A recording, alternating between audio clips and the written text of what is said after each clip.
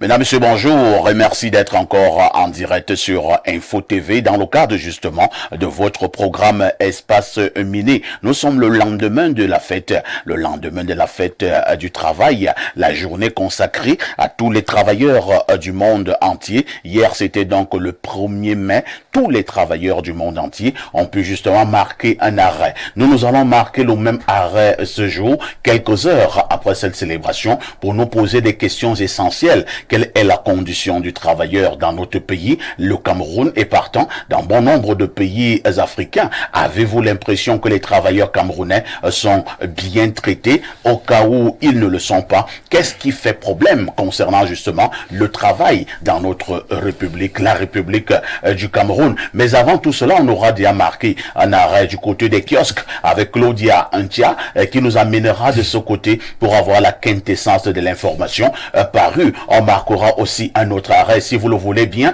pour la dénonciation du jour. Ce fait de société qui vous énerve. À notre niveau, nous avons le courage de le poser sur la table de débat. Question de proposer quelques esquisses de solutions. Au canal 317 du Canal Plus International, on ne le dira jamais assez. Vous êtes à pic sur la chaîne de télévision qui monte et qui monte encore. Il s'agit bien évidemment sur Info TV. Nous accueillons Rodrigue Adalbert Evina. Bonjour. Bonjour parfait. Ici le sac de modérateur. Moi je vous appelle affectueusement le directeur général du grand hôpital du Cameroun, Espace Miné. C'est donc un plaisir pour moi d'être avec vous ce matin au lendemain de la célébration de la fête du travail. C'est vrai qu'on en parlera dans les prochaines minutes parce que le sujet est tellement important qu'il faut absolument dire un certain nombre de choses, révéler un certain nombre de choses, bien des choses donc à votre grand parlement, à votre assemblée générale, dans laquelle se recrutent des téléspectateurs de pratiquement tous les pays du monde. Il y a beaucoup de malades au plan psychologique, il y a beaucoup de malades au plan mental, au plan moral. Espace Miné donc, qui est une thérapie, je voudrais dire, un véritable médicament pour beaucoup de ces personnes, ces millions de téléspectateurs, se positionne effectivement, en tout cas pour refaire, n'est-ce pas, l'humeur des uns et des autres. C'est donc un privilège pour moi d'être là. Je me sens toujours là comme si c'était la première fois. Merci pour l'invitation. Merci Rodrigue Adalbert Evina, qui est journaliste du côté de Galaxy FM. C'est une radio qui émet à partir de la ville de Yaoundé. À côté de Rodrigue, on accueille celui que les téléspectateurs appellent affectueusement le blanc. C'est Alain Douk. Alain Douk qui est encore parmi nous ce matin. Alain Douk, bonjour. Effectivement. Bien le bonjour à toi, bonjour au top management, à monsieur Dieudonné Mveng, bonjour aux co-discutants, bonjour aux nombreux téléspectateurs, parce que là je suis désormais toujours surpris de ton audimat lorsque maintenant je suis dehors, parce que là comme ça il y a quelques jours j'étais là quelque part, j'ai arrêté un jeune homme, je voulais un renseignement, il me dit monsieur Alain Douk et tout. Je vous vois sur Espace Miné, il dit ah d'accord, et c'est comme ça donc que je constate que l'émission est suivie. Félicitations à toi, félicitations à Info TV, félicitations aux promoteurs. C'est un plaisir de renouveler cette invite. Je te dis merci, parce que quoi qu'on dise, c'est toi qui fais ton casting et qui nous permet d'être là. Donc cette notoriété acquise, d'une manière ou d'une autre, nous la devons à parfaire ici, nous la devons à Dieu de nos vins, parce que si ta tête ne plaît pas au boss, on peut dire que viens plus sur mon média. C'est de ça qu'il s'agit. Voilà. Donc, j'espère qu'on va passer un nouveau bon moment de télé autour de la problématique que tu as choisie. Merci bien. Merci à Alain Douk, qui était également journaliste. En face d'Alain Douk, le sucre national est parmi nous ce matin. Bernard Dobasson, bonjour. Bonjour, parfait ici. Bonjour au panel. Bonjour aux téléspectateurs. Permettez-moi de dire bonjour à certaines personnes ce matin. La première, c'est le PDG Dieudonné Mveng. Et je lui dis bonjour parce que vous aurez compris, aujourd'hui c'est le 2 mai, journée mondiale de la liberté de la presse. Aujourd'hui aussi, c'est une journée retenue pour cela. Pas aujourd'hui. Si, aujourd'hui aussi, c'est une Le journée 2 mai. de réflexion. C'est vrai, c'est la journée, oui, le 2 mai. Allez regarder, sur le calendrier, ça se retient comme ça, pour travailler pour l'avancée de la presse. Donc je veux le saluer. C'est pas demain? aujourd'hui. C'est pas C'est demain? le 2 mai ou le 3 mai? C'est le 2 mai. Allons-y. Peut-être que tu es un peu en avant. Tu sais. Ou peut-être je suis en avance. En tout cas, peu importe. Peu importe. Dans mon calendrier que j'ai à la maison, j'ai retenu pour le 2 mai. Mais si c'est peut-être une erreur, peu importe. Mais j'ai pensé à lui rendre hommage. Vous avez vu, vous avez reçu ici le ministre de la communication et ça veut dire qu'il fait quand même du bon travail. Il fait avancer les choses et donc sa télé est gratifiée de cela. Je voudrais également dire bonjour à Papa Yonga Moïse du côté de Baganté. Il est très malade et là, je pense que ça ira mieux pour lui. Il a fait une longue période de maladie. J'ai voulu aujourd'hui lui rendre hommage pour cela. Je voudrais également dire bonjour à un frère à moi qui est à Douala, un autre qui est en Allemagne.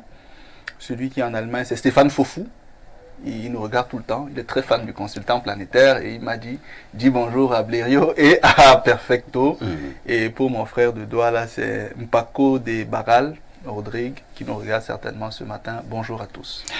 Merci Bernardo. À côté de Bernardo, nous accueillons donc Pierre Blériot Niemek, qui est notre consultant dans le cadre justement de ce programme. Pierre Blériot Niemek est digne fils de Bomiebel, descendant de Omiobé. Pierre Blériot Niemek, bonjour. Bonjour, parfait ici. Merci de m'associer à votre panel ce matin. Je suis particulièrement heureux ce matin. Pourquoi particulièrement heureux ce matin? Je suis particulièrement... Vous avez gagné la tontine? Oui, j'ai gagné la tontine des papas qui voient leur enfant grandir. Voilà. C'est une expression dangereuse chez les Camerounais, je te rassure. Oui, ma fille bien-aimée, l'aînée des filles, Ngoyemek Suzanne Josepha, du petit nom Karel, a 1 an de plus aujourd'hui. Donc, il y a encore la fête à la maison. C'est ça qui m'intéresse. C'est elle que vous voyez là en image. Que je connais très bien, Karel. Oui, Karel, elle a 1 an de plus aujourd'hui. Et je lui ai demandé si je devais faire une fête. Vraiment, les enfants sont bizarres. Il m'a dit non, je me ferai un restaurant avec mes amis. Bon, comme je suis un peu un papa qui prône la liberté, la démocratie en famille et tout le reste, je lui ai dit non, tu vas faire ce qui te plaît. Donc maintenant, elle pensera à nous faire le Namgon. Ah, d'accord. Oui, tout avec à fait. le force. Parce qu'elle commence à être une bonne cuisinière. Ça, c'est bien. Je suis très rigoureux avec elle. Il y a quelques années encore, je lui disais que si un homme vient te demander en mariage, je vais lui dire de partir avec toi comme ça. C'est après 6 mois qu'il viendra doter. Bon, maintenant, je lui dis déjà que si quelqu'un tente, il devra verser une bonne dot. Parce qu'elle montre déjà les qualités d'une femme. Vous savez, nous, on n'aime pas ces enfants paresseux ou qui pensent que papa... Non, vraiment. Donc, je suis très heureux. En même temps, je voudrais souhaiter joyeux anniversaire à Constant Biok, un jeune Camerounais qui est à la communauté urbaine de Douala. Il est dans une vraie police municipale parce que la communauté urbaine de Douala a formé... joyeux anniversaire. Il a eu 1 an hier. Il m'avait sollicité, c'est un fan. Mais hier, nous ne produisions pas. Donc, je lui dis joyeux anniversaire. Je salue 2 personnes. Le docteur Homba Théodore, philosophe enseignant à l'université de Douala, avec qui j'ai passé de très belles années de camaraderie. Nous continuons d'échanger. Bon, je lui souhaite de passer une très bonne émission. Il fait partie de ces bassards qui sont églisiens. Totalement églisiens. Bon, mais tolérant. Parce qu'il réussit quand même à échanger avec le secrétaire général de Ibou Football Club. Je lui disais ce matin que, et ça je vais le trahir ce que je lui ai dit, je lui ai dit que les Juifs avaient demandé Barnabas et avaient demandé qu'on condamne Jésus. Un jour, mes frères Bassa comprendront. Il se fera peut-être tard, mais ils comprendront. Qui revendique depuis lors Barnabas. Et ils demandent qu'on condamne Jésus. Vous comprenez ce que je dis là? D'accord. Mes frères comprendront un jour. Vous prendrez ça comme citation de jour. Ah. Oui. Qu'ils ont revendiqué Barnabas et ils ont livré Jésus. Mais c'est la roue de l'histoire qui tourne. Monsieur, mais qui est Jésus dans le contexte ici? Niemek. Ah, ça va. Moi, ça me rassure. Voilà. Parce que si c'était quelqu'un d'autre, on allait se gâter C'est maintenant. moi Jésus dans la Toi, tu pensais à qui? Ah, monsieur Yemek, c'est. Et celui qui... Vous faites des devinettes sur l'homme. Et Non, c'est le causerie de c'est père à moi. fils. Donc vous parlez ici en dernier de vous. Non, c'est moi qui suis Jésus. Et c'est l'autre qui est Barnabas. Alors que nous sommes en télévision, C'est ce que je croyais. Monsieur Vinam, monsieur me comprend. Ah, c'est Bernardo qui dérange. Non, je ne dérange pas. Donc, Merci Pierre Blériot pour cette autre sagesse. Les sujets ont été proposés, le plateau a été constitué. À tout de suite pour la suite. Claudia Antia, bonjour. Bonjour, parfait ici. Bonjour aux millions de téléspectateurs qui regardent Espace Mini de par le monde. Bonjour à tes panélistes ce matin. Tu as bien fêté hier? Ah oui, trop bien fêté. Vraiment, j'étais dans les bruits, comme on dit souvent. Tu as bu un verre de Baileys? Euh, Tu prends de l'alcool? un tout petit peu, de temps en temps. Un tout petit peu de Oui, temps en temps. oui. À une bonne dose, une Une dose bonne intelligente. oui, il faut en modère, c'est pas beaucoup, hein, un petit verre, ça suffit. Un petit verre, c'est suffisant pour Claudia. Oui, oui. Un deuxième verre peut être catastrophique. Surtout pour une femme, c'est dangereux. Un deuxième verre. Oui. J'ai vu une femme hier lors de la journée de la fête de travail devant le ministre des Finances, Oui. qui a saoulé et a commencé Qui à... a saoulé la femme? La femme, Ah, elle d'accord. a commencé à gâter le discours du ministre. En quoi faisant? En parlant quand... Quand le ministre parle. Le ministre parle, la femme parle. Le ministre parle, la femme parle. Ça sont les effets de l'alcool. Oui, puis le ministre a demandé à la sécurité de la femme, bien sûr. mais elle dit que ça ne me sert à rien. Le ministre parle, la femme parle. Merci beaucoup. De toutes les façons, nous accueillons Claudia Antia comme cela se doit. Elle nous amène du côté des kiosques. Claudia, que disent les journaux? Parfois ici, les journaux sont en kiosque ce matin et le tout premier journal que nous ouvrons ce 2 mai est le quotidien Info Matin de Dieudonné Veng. Je suis un fidèle téléspectateur d'Info TV, affirme René Emmanuel Sadi, le ministre de la Communication, en visite de travail le 30 avril dans les locaux de la chaîne du Vivre Ensemble et séduit par la qualité des programmes. Le porte-parole du gouvernement profite de l'occasion pour féliciter et encourager le personnel. L'effervescence de ce jour mémorable à découvrir en page 3 de ce journal. Dieudonné Veng mérite une médaille pour son travail acharné selon le ministre de la Communication René Emmanuel Sadi. Le PDG du groupe La Météo, aujourd'hui figure emblématique de la presse camerounaise, doit être décoré. La page 3 du journal nous renseigne davantage. Le journal La Météo paru en kiosque ce matin. Dans sa publication paru en kiosque ce jour, le drapeau se hisse du côté du ministère de la Communication. Carole Tamba parle de la liberté de la presse. René Emmanuel Sadi pour des médias professionnels et responsables. Les autres recommandations du porte-parole du gouvernement à découvrir en page 2 de ce journal. Le jour est en kiosque ce 2 mai et l'on parle d'éducation, précisément de l'enseignement supérieur. L'université de Yaoundé 1 se connecte à l'éducation 4.0. La page 2 du journal d'Aman Mana indique que la cérémonie de recrossession du Centre de développement du numérique universitaire au recteur a été présidée le 30 avril 2024. Paul Ngouare-Kindi se penche également sur cette information ce matin.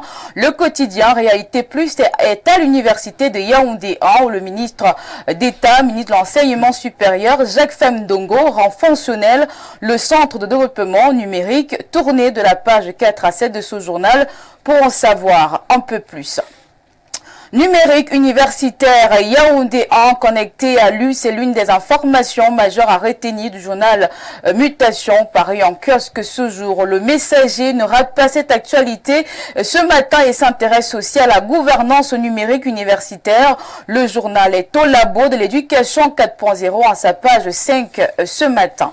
Dans sa publication du jour, le Grand Forum consacre sa grande une à la célébration de la 138e édition de la Fête du Travail. Henri Eyebéaïssi annonce la création d'une mutuelle nationale du personnel du MINCAF dès janvier 2025.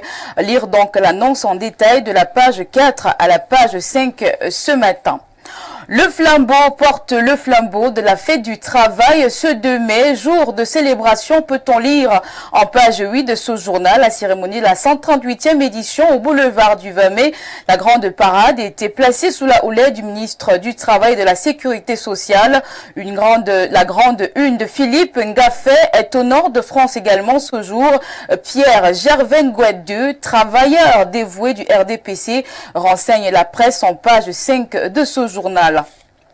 La nouvelle expression parle également de politique, plus précisément des élections 2025.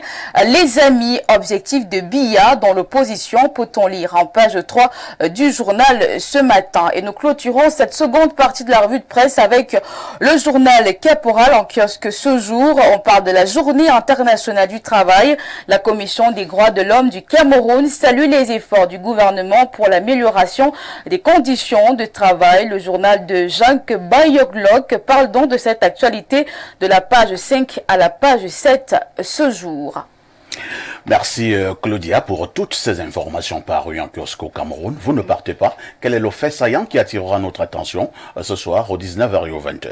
Alors, parfois, ici, nous savons que les lendemains de fête sont toujours très difficiles, la reprise. Alors, on va donc s'intéresser, n'est-ce pas, aux entreprises, au lieu de service de ces employés-là. Comment ça se passe la reprise aujourd'hui? Est-ce que, parce qu'il y a eu la fête du travail hier, on n'est pas allé travailler, ou alors certains ont pressé le pas ce matin, ils ont continué à travailler normalement. Donc, on va s'intéresser justement au lendemain des fêtes dans les entreprises au Cameroun. Lendemain de fête dans les entreprises. Il faut dire que dans bon nombre d'entreprises, le matin a été un peu fatigant. Oui, tout à fait. Les employés viennent étant un peu épuisés. Ils ont beaucoup bu, ils ont beaucoup mangé, ils ont beaucoup dansé. D'autres ont également fait d'autres choses. D'autres choses. Mais vous, parfait, vous êtes là ce matin. Je suis comme un soldat. Je n'abandonne jamais dans un champ de bataille. D'accord. Claudia? Oui, parfait. Tout en te souhaitant une excellente journée, nous nous disons à demain 10h. À demain 10h. Bonne suite d'émission. Merci Claudia. À tout de suite pour la suite. Avant de prendre la dénonciation proprement dite, nous allons d'abord coller un commentaire sur la visite exceptionnelle du ministre de la Communication du Cameroun, René Emmanuel Sadi, au groupe La Météo et plus précisément à Info TV. C'était il y a 2 jours, mardi dernier, où Info TV a reçu donc le ministre René Emmanuel Sadi, ministre de la Communication, porte-parole du gouvernement. Il faut dire que le ministre de la Communication, René Emmanuel Sadi, était accompagné d'une très forte délégation. Il a été reçu de manière convivial, et il faut aussi dire que le ministre René Emmanuel Sadi nous a renvoyé cela par les mots réconfortants qui ont été tenus à l'endroit de non seulement du promoteur monsieur Dieudonné Mveng, mais également de tout le personnel du groupe La Météo et plus précisément d'Info TV. C'était donc une visite de travail, une visite de courtoisie. Je voudrais passer à la parole au consultant Pierre Blériot-Niamek qui a vécu cette grande visite du MINCOM à Info TV. Pierre Blériot-Niamek, votre commentaire? Ben, parfait. Ici, vous savez, chaque maison a son pilier. Et René Emmanuel Sadi est, comme l'a dit le PDG du groupe La Météo, l'un des derniers Mohicans du grand système UC, UNC, RDPC. Pour ceux qui prêtent attention au parcours, c'est l'un des parcours les plus prestigieux.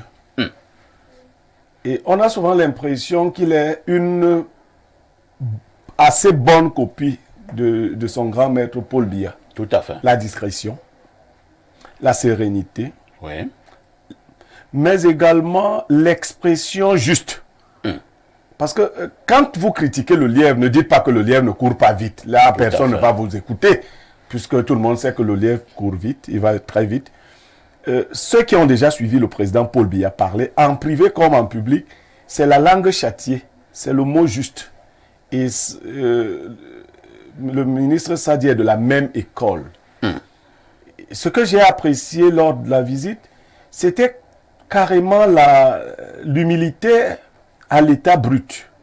Vous voyez, c'est vrai, nous savions déjà que c'est quelqu'un d'affable, de très avenant, mais il a passé beaucoup de temps au groupe La Météo et Info TV. Tout à fait. Au point que personnellement, je me suis inquiété s'il allait continuer avec sa visite sur les autres sites.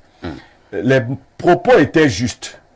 Nous le savons ici, toute sa délégation nous le faisait savoir, espace miné, décollage, libre expression, sont des émissions bien courues de ce côté-là. Mais il a dit quelque chose qui m'a marqué, il a dit, vous avez cité les autres choses, il dit que Info TV, sans être une télévision qui ressasse sans cesse le gouvernement ou encense le gouvernement, donne l'information objective. Et j'ai apprécié, parce que moi je me disais que quelqu'un comme moi, quand il me verrait, il me dirait simplement que Niemec, je crois que il faut qu'on règle ton cas. Non, bien évidemment, lui-même, ses collaborateurs ont semblé apprécier notre liberté de ton, sans verser dans l'invective, bien évidemment. Donc c'était une visite de travail très professionnelle. J'ai apprécié la réception que vous, les Bantous, avez offerte à l'occasion pour montrer la chaleur de la rencontre. Donc nous avons été galvanisés. Pour ceux qui en doutaient encore, donc ceux qui nous disent souvent que nous n'allons pas voir nos enfants grandir, vous verrez donc, vous voyez donc que nos enfants vont grandir. Non, pour dire que si, quand vous faites bien votre travail, vous aurez les lauriers. Et il a dit sans fioriture que le PDG de ce groupe méritait une médaille. Et le PDG en cache d'autres personnes, bien évidemment. Quand il dit le PDG, je vois le PDG, je vois ses principaux collaborateurs et tout le reste, dont je vous vois en tête. Je vois tous les autres qui s'échinent au quotidien jusqu'au réalisateur. Nous, on a un réalisateur ici qui, s'il venait à prendre une médaille, le président de la République lui-même en serait très fier. Il est son homonyme.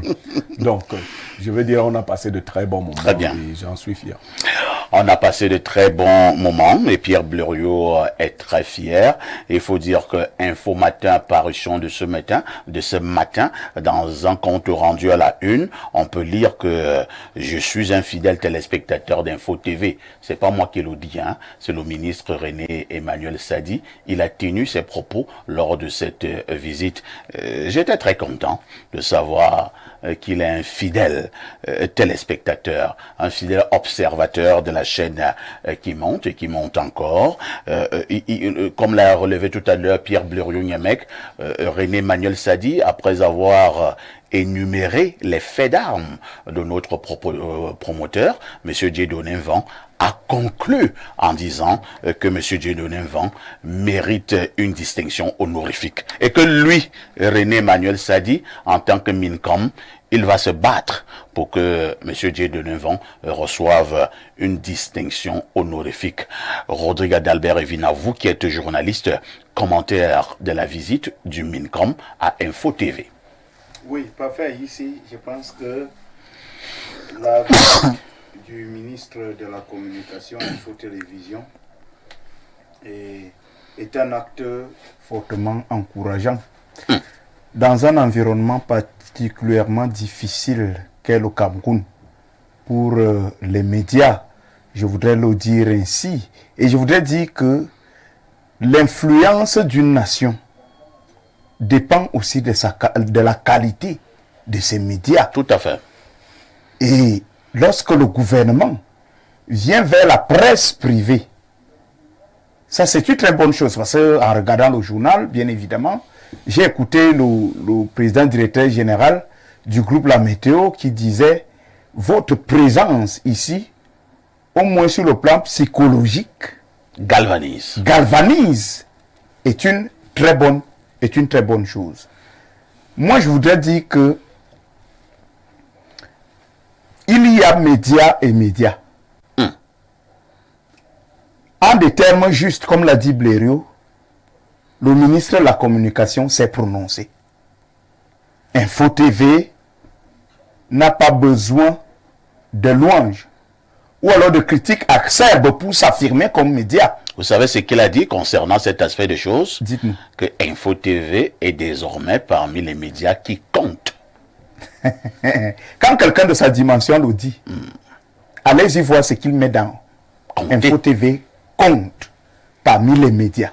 Ça veut dire que, aux yeux des aînés, aux yeux potentiellement des dirigeants, aux yeux de ces personnes élevées en dignité et qui gouvernent la nation, il veut dire que nous vous observons.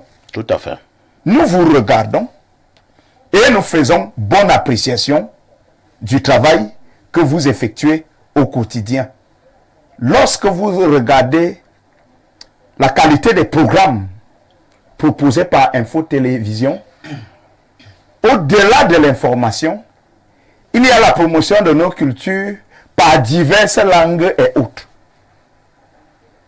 C'est ce que je mets dans la qualité des programmes. Et nous en avons besoin aujourd'hui au moment où le gouvernement fait la promotion, n'est-ce pas, des langues locales, même dans nos propres écoles. Info TV était déjà en avance pendant des années.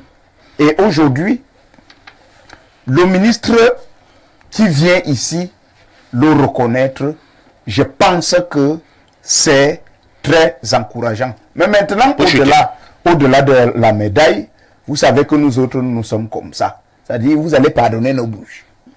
Je vais tout simplement dire... Vous voulez agater? Non, je ne veux pas agater.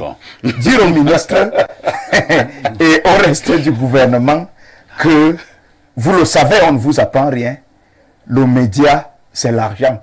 C'est clair. Il n'est pas mauvais que chaque journaliste ici soit véhiculé. Je vais encore te faire un autre Congo ça. Vous savez ce que le ministre a encore dit? Ce n'est pas un Congo ça, puisqu'il l'a dit à l'interview. Il va voir dans quelle mesure soutenir Info TV. Voilà. Le ministre a dit cela, on a suivi. Bien entendu. Donc on attend. Moi, je ne voudrais pas ici. Non, il ne ment pas, il va soutenir. Non, c'est un accompagnement. Les médias privés font un travail d'utilité publique. Tout à fait. Et une réflexion avait d'ailleurs été menée. Elle continue de dormir dans les chaumières. Elle avait été menée pour qu'on voit au niveau de la redevance. La redevance au Bien entendu. Pour moi, ce n'est pas est simplement une affaire de la CRT. Ce n'est pas qu'une affaire simplement du ministre de la Communication. Bien sûr. Moi, mon message s'adresse à tout le gouvernement, au président de la République. Mais pourquoi est-ce qu'on ne pourrait pas revoir, disons, à la hausse, l'aide à la presse privée? Ça peut se subventionner au Cameroun à coups de milliards. Bien. Et ça ne va pas étrangler le pays. Et comme ça, on sait qui est qui dans le landerneau médiatique du Cameroun et notamment Info TV. Parce que la bonne information aussi, c'est lorsque le journaliste a les moyens de se mettre sur le terrain, d'aller voir sur le terrain qu'est-ce qui se passe, de recouper la bonne information et de servir cette information à l'opinion. C'est à l'avantage même du gouvernement, c'est-à-dire les gouvernants, et à l'avantage de gouverner. Et chaque parti a besoin d'une information qui vient forcément d'un autre côté. C'est compris, Rodrigue d'Albert Evina. Je me dis que l'essentiel était dit. C'est passé à l'Indouk avec autre chose. Ou bien Bernardo Basson. Bernardo a salué monsieur le ministre. Il y avait Bernardo qui était content comme un enfant de l'école primaire. Moi, chose à dire, mais si tu te sais qu'on est pressé par le temps. Oui, à l'Indouk. Autre chose, mais je tiens quand même à dire que on avait là la visite de la personnalité tutélaire à une organisation, une entreprise de son écosystème. Voilà. Et le ministre est venu, le tuteur est venu regarder, toucher les réalités du doigt. Dans un contexte en réalité où la presse privée est l'enfant mal aimé de cet écosystème médiatique. Il y a une énorme injustice.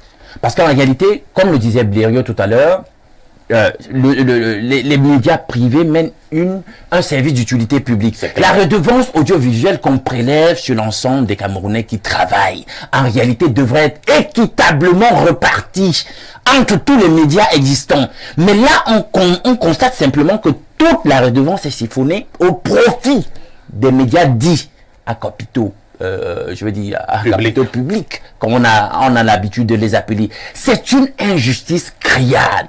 Et je me demande comment toujours, jusqu'à présent, nos aînés acceptent une telle injustice et le pays avance avec cette injustice, tout le monde s'y complaît. Moi, je n'ai jamais en réalité compris ça. Donc, c'est l'occasion ici, donc pour le ministre, de constater que dans le sous-environnement de l'enfant mal aimé, il y a des gens qui se distinguent. Très bien. Parce que allez voir ce que le promoteur, en réalité, met comme mécanique, stratégie pour essayer, dans un tel contexte, de s'en sortir, de payer le personnel. Hein, d'avoir le matériel sur le plan technique et technologique qui permet qu'il fasse le travail qui aujourd'hui permet le rayonnement, non pas seulement de ce média, mais du pays. Parce que quand les lauriers reviennent, ben, ils ne reviennent pas simplement à Dieu de nous, ils ne reviennent pas simplement au directeur général qui est parfait ici. On va dire, en réalité, dans le monde, il y a un média crédible au Cameroun. Il y a un média professionnel. Il y a un média digne d'intérêt ou digne de foi.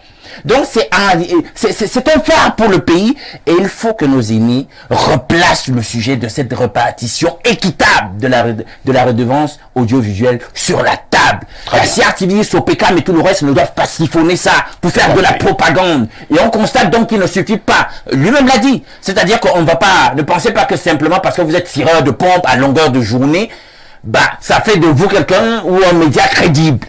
On constate donc qu'on peut rechercher la liberté de ton, essayer de rechercher, parce que c'est ça le fondamental de la pratique du journalisme, et qu'on tend de plus en plus à négliger, le journaliste recherche la vérité. Donc on peut rechercher la vérité, on peut être dans la liberté de ton, et votre travail est apprécié pour ce qu'il est. Il faut dire que le ministre de la Communication, lors de la séance de travail, l'a relevé, hein, quand je dis l'a relevé, au niveau justement du traitement de l'information. Il a dit que je ne suis pas venu ici pour vous faire comprendre, il faut simplement dire que tout est bon. Il faut aller simplement pour encenser le gouvernement. Il a dit non, c'est pas ce que je suis venu vous demander. Et je suis venu vous demander d'être simplement professionnel. Vous voyez un peu. Par moment, nous les journalistes que vous voyez ici, Regret d'Abel Vima, nous faisons des choses que ton propre patron ne t'a pas demandé. Hein. C'est-à-dire que tu commences à faire des choses, tu fais des choses, après on pense que c'est ton patron. Alors que c'est toi-même qui fais tes choses. Vraiment. Loin de la prise de conscience. Voilà. Donc, pour ceux qui pensent là que lorsqu'il a un média, parce qu'il travaille dans un média qui s'appelle X, vous suivez mon regard, il doit seulement dire que tel est beau, tel est joli, tel est bien, tel est démocratique, tel est ceci. On n'a jamais demandé ça aux journalistes. Information. Bernardo Basson, lorsqu'on a fini de parler de la visite du ministre de la Communication au niveau d'Info TV, nous passons à la dénonciation de ce matin. Vous avez bien fait. Vous avez bien fait parce que je ne comptais pas vraiment m'étendre sur la visite du ministre ici. L'occasion s'y prêtait. Hier, c'était le 1er mai, fête du travail. Demain, journée mondiale de la presse. Il vient dans ce cadre-là. Donc, pour moi, je ne cesserai en tout cas pas de critiquer. D'ailleurs que ça ne semble pas le gêner. Donc, moi, je reste focalisé sur ce que je peux faire. Donc, parfait. Ici, la dénonciation d'aujourd'hui nous vient des États-Unis et concerne une situation dans laquelle certains Camerounais sont impliqués. Un jeune Camerounais vivant aux États-Unis vivait du côté du Texas, à Houston. Mais là-bas, son contrat de travail s'est terminé et il est rentré chez ses parents dans le Maryland. Et avec ses parents, il a pris un espace dans le sous-sol avec un colocataire et il a trouvé un petit travail. Il commence à épargner avant de pouvoir reprendre un autre logement pour lui-même. Un matin, un de ses amis vient lui dire « Écoute, j'ai un de mes amis qui a des difficultés, on l'a mis dehors de là où il vivait. Est-ce que tu peux le prendre quelque temps chez toi, le temps qu'il se refasse une santé ?» Et donc le jeune homme qui vit chez ses parents lui dit « Bon, l'ami de mon ami est mon ami. Si je peux l'aider quelques jours, ça ne me dérange pas. » Il a donc pris cet ami de son ami pour l'héberger durant quelques jours. Sauf que la cohabitation est devenue particulièrement difficile. L'ami de son ami, c'est lui qui fume plus que tout le monde. c'est lui qui boit plus que tout le monde, il insulte tout le monde. Il insulte celui qui l'héberge, il insulte le colocataire de celui qui l'héberge, et il insulte les parents du jeune homme qui l'héberge.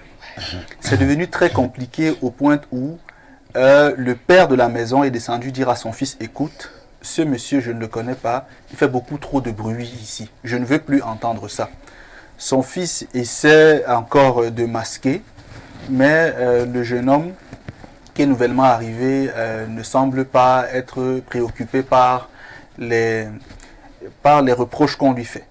Il insiste. Et donc le père vient lui dire un jour, écoute jeune homme, tu es arrivé ici, mon fils a voulu t'aider, ça fait un moment que tu es là, mais tu nous pourris la vie. Donc tu as 3 jours pour partir d'ici et te chercher.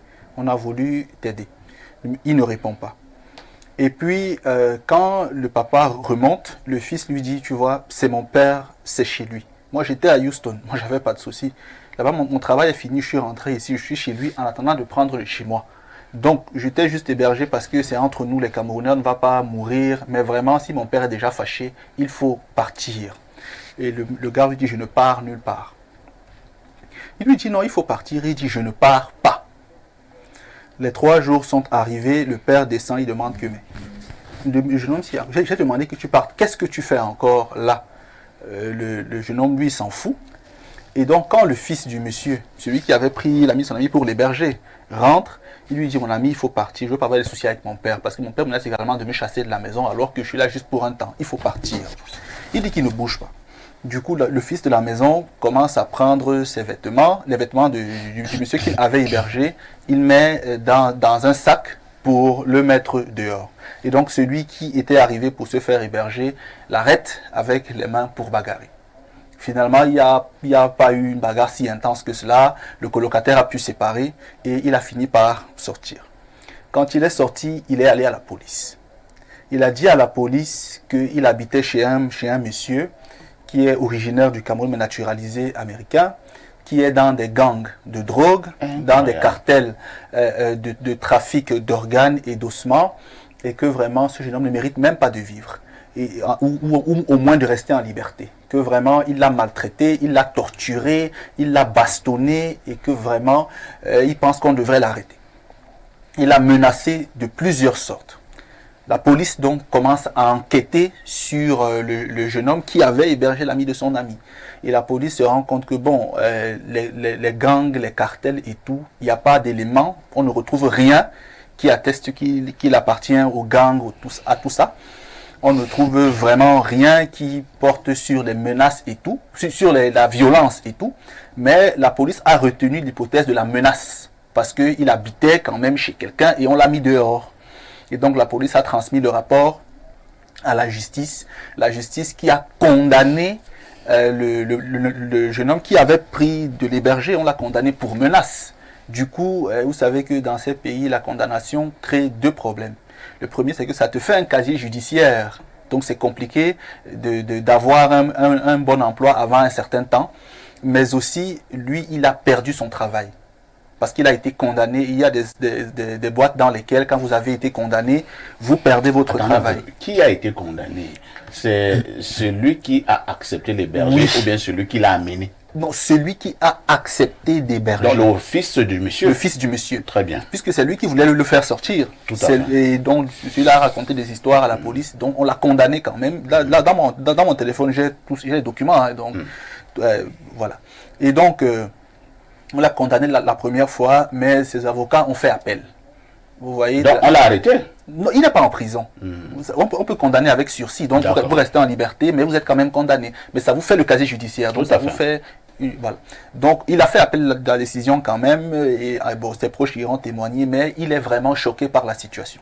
Il veut dénoncer pour 2 raisons, m'a-t-il dit.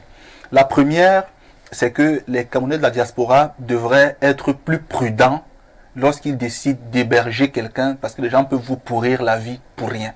Surtout que la mère de ce jeune homme, quand le père du fils l'a appelé pour lui dire « Regarde ce que ton fils veut faire à mon enfant », il veut lui pourrir la vie alors qu'on a voulu l'aider. La mère dit « Ah, laissez, vous avez mal parlé à mon enfant, vous allez payer pour ce que vous avez fait, ainsi de suite. » La deuxième raison, c'est que lui, il me dit qu'il voudrait également que les Camerounais du Maryland sachent qu'il y a quelqu'un comme ça et que si vous voulez le prendre un jour chez vous, sachez que il peut vous pourrir la vie. Et là, donc, quand il enquête pour savoir d'où est-ce que... Parce qu'il ne l'a pas fait avant, ça c'est une erreur bien sûr.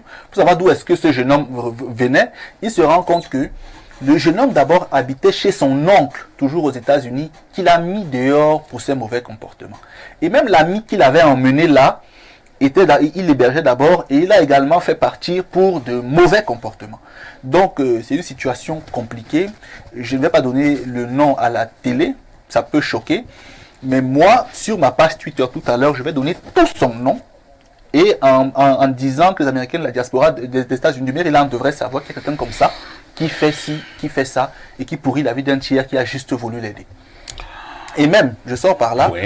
Quand le fils a appelé au Cameroun pour demander quelques conseils, il y a même certains qui lui ont dit, il ne peut pas te pourrir la vie comme ça, on va aller travailler mystiquement pour l'atteindre.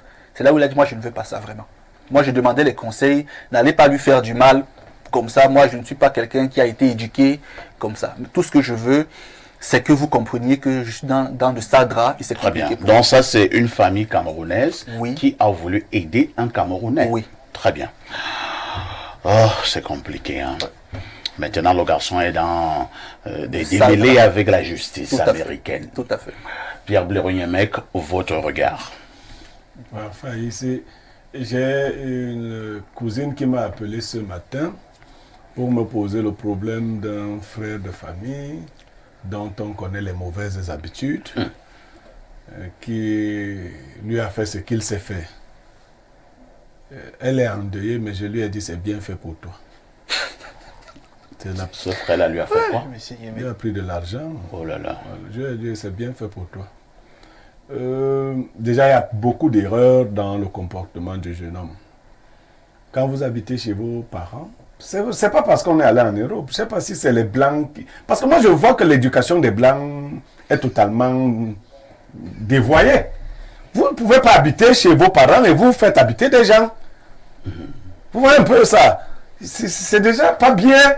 Il y a trop de liberté, de libertinage dans la façon de se comporter. Et quand vous voyez quelqu'un qui arrive comme ça, moi j'ai un principe de vie. Quand je vois un homme d'un certain âge, et je le dis, je le partage avec tout le monde, parfait, si vous voyez un homme de 60 ans souffrir, ne l'aidez pas. Ah bon? Je vous donne ce conseil. C'est lui le problème. Si vous voyez un homme de 60 ans qui a encore des problèmes pour manger, pour vivre, ne l'aidez pas. Vous allez prendre la malchance. Il transporte une... Si on vous raconte ces histoires qui l'ont amené là, parce que quand vous êtes quelqu'un de correct, on peut souffrir tous. Moi, j'ai beaucoup souffert. Mais Dieu n'oublie personne. Les méchantes personnes ont un visage très doux.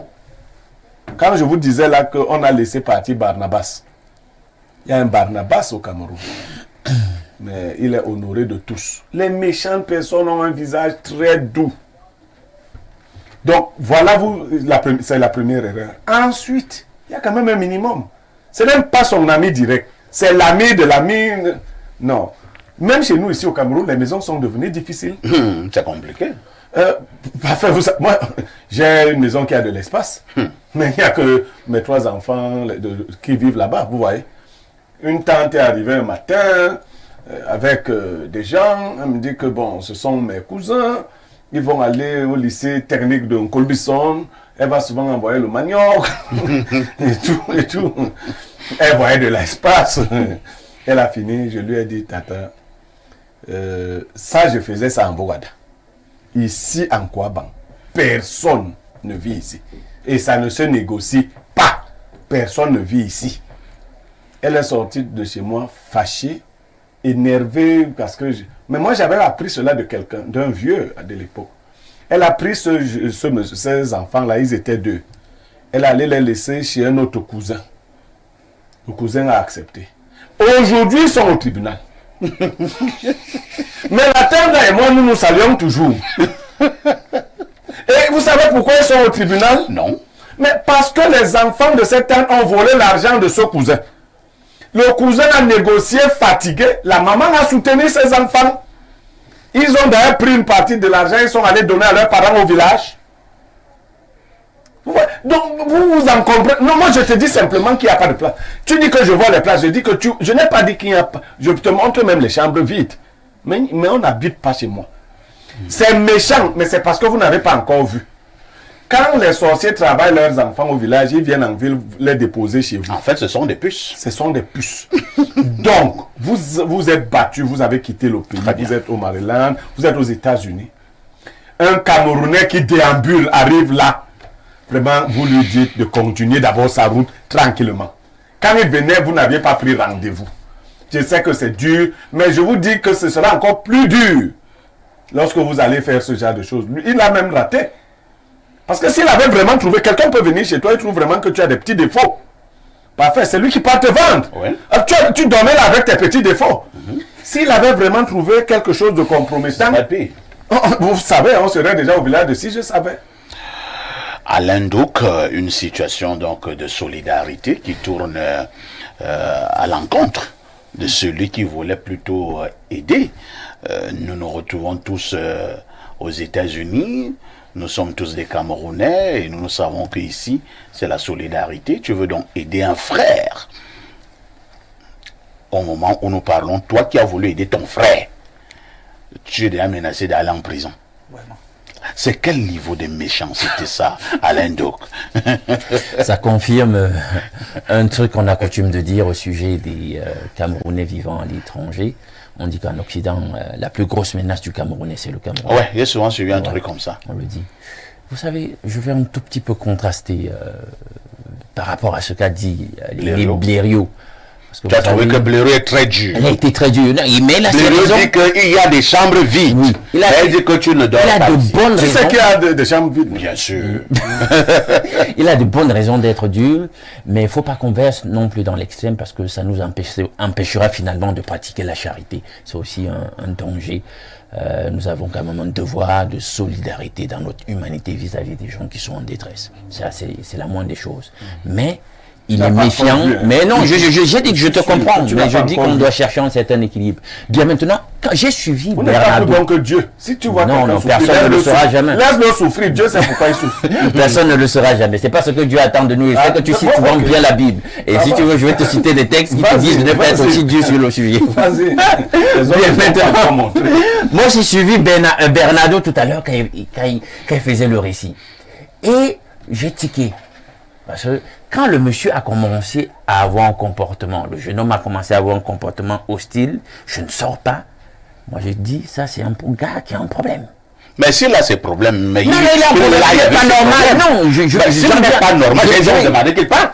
On lui dit de sortir, vous vous rendez compte. Et chez moi, tu es chez les gens qui te demandent de libérer leur maison. Tu dis que tu ne vas pas, tu fais de la résistance. J'ai compris qu'il y a un problème. Et là, ils ont foutu là, ceux de la maison. Parce que c'est eux qui devaient donc aller comprendre que ce monsieur a un problème, il est dangereux, il faut aller à la police. C'est eux qui devaient aller. C'est eux qui allaient à la police en premier.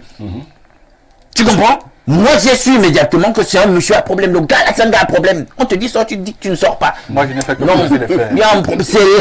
Je n'ai fait que poser les faits. Oui, on s'en va à toi. Non, j'ai dit, oui. Mais ça, ce que faire entrer, c'est facile, hein. Ah oui, mais c'est un problème. Il fallait sortir est difficile. Qu'ils aillent à la police. Et dès qu'ils allaient aller à la police, on n'en pas arriver à ce scénario. Là, c'est lui qui allait plutôt se retrouver sous le coup de la justice et pas eux. Il y a eu aussi cette petite erreur de management de crise à leur niveau. Bien, on ne peut que regretter ce qui est arrivé, c'est pathétique. On ne peut que regretter ce qui est arrivé, c'est pathétique. Rodrigue, Adalbert et Vina, c'est vrai qu'il y a une problématique qui naît de cette dénonciation. Et les deux approches se bousculent sur ce plateau. Pierre Blériot pense que à ce niveau, la situation zéro solidarité. Alain Douk pense que non, un bon croyant, il faut faire montre d'humanisme. Vous vous situez à quel niveau? Je me situe du côté de Blériot. Je me situe du côté de Blériot en me posant la question de savoir pourquoi Blériot réfléchit comme ça. Blériot réfléchit comme ça parce qu'il existe ce genre de personnes. Et parce qu'il l'a vu. Bien entendu, parce qu'il existe ce genre de personnes. Il y a des personnes sur la terre, parfait ici, qui ont été gravement abusées, blessées dans leur amour propre à cause de leur bonté, abusées dans leur bonté. C'est-à-dire, vous êtes quelqu'un qui prend du plaisir à aimer les gens, qui prend du plaisir à faire du bien, à encadrer les gens, à donner une intense chaleur humaine aux gens. Mais les gens prennent cette position, se disent qu'en réalité, vous êtes faible. Les gens en profitent en réalité pour abuser de votre confiance, de votre bonté et tout. Moi, je peux vous dire clairement qu'il y a tout dans mon cœur. Il y a plein d'amour dans mon cœur.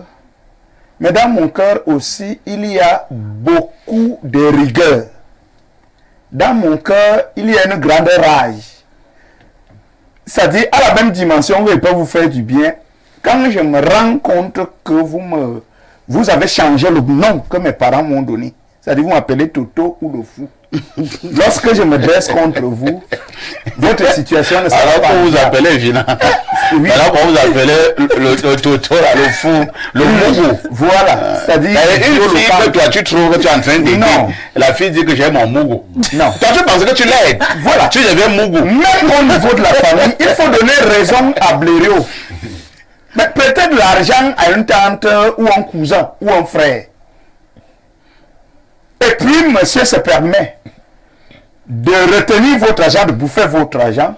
Mais lorsque vous allez essayer de tenir un discours ferme, c'est un oncle qui va venir te rappeler que la richesse, c'est l'humain, c'est pas l'argent. Vous voyez un tout petit peu, c'est la même famille qui vient vous appeler. On a le sagesse villageois. Voilà, et qui va vous insulter demain.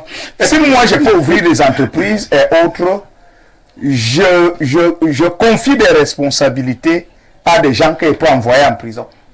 Je ne peux pas confier des responsabilités à la famille et puis on viendra m'enseigner ce que c'est que la famille lorsque je rumine à moi la douleur de voir le fruit de mes sacrifices. Il y a une autre sagesse bantou. On te dira que le frère de quelqu'un c'est comme le sang de la langue. Le sang de la langue. Et vous pouvez cracher, vous avaler l'autre, vous pouvez cracher. Non, et quelqu'un va aller plus loin et te dire est-ce que tu as vu un endroit où on déchire l'acte de la fraternité? Mais on peut déchirer l'acte de la mariage. Pas. Non. Vous savez ce que c'est qu'avoir un local aux États-Unis. Voilà les sagesses africaines qu'ils ont tuées. Hein. Vous voyez. Les gens finissent par vous raconter de la famille. Et là, moi, je ne parle que de la famille. Ce que dit le récit de Bernardo, mais est un récit qui fait fort d'eau. On est dans une chaîne d'affinité. J'ai peut-être l'obligation de protéger mon fils. Ça, c'est autre chose. Mais dire que l'ami de mon fils est venu, nous sommes où? Aux États-Unis. Mais ce ne sont pas des pays comme ici. Non. Où vous pouvez trouver un chantier abandonné, vous entrez. Je vois des citoyens d'une certaine catégorie occupent les chantiers des gens. Ils vivent pendant des années. Dans tout où les femmes ont eu des enfants et puis ils sont dans la paix. Ils disent qu'il y a la paix au Cameroun. Ils sont tranquilles. Vous voyez un tout petit peu. Mais là, nous sommes dans un environnement. Nous sommes dans un environnement qui est totalement strict. Et puis tout ce que vous appelez la chaleur humaine, la fraternité, tous les discours qui viennent d'Afrique là, ça ne se tient. C'est même nous qui amenons ces discours là-bas. Aux États-Unis, lorsque vous frappez même avec insistance sur la porte de quelqu'un, on appelle celui qui a l'autorisation de port d'armes. Il vient vous demander qui vous êtes avec l'arme déjà en main. Parfaitement. Vous ne pouvez donc pas arriver dans cet environnement. Vous n'avez pas de maison. On vous héberge. Vous insultez tout le monde. Vous buvez comme un gens. Vous fumez comme un cheminée. Vous fumez de chanvre et tout. Mais je voudrais dire aux gens qui ont été maudits par les familles. Vous avez maudit votre fils. Gardez-le avec vous. Très bien. Mais il ne peut pas répandre partout le malaise, le désordre, la destruction dans toutes les familles et autres, même au niveau de la famille, j'aide les gens pour longtemps.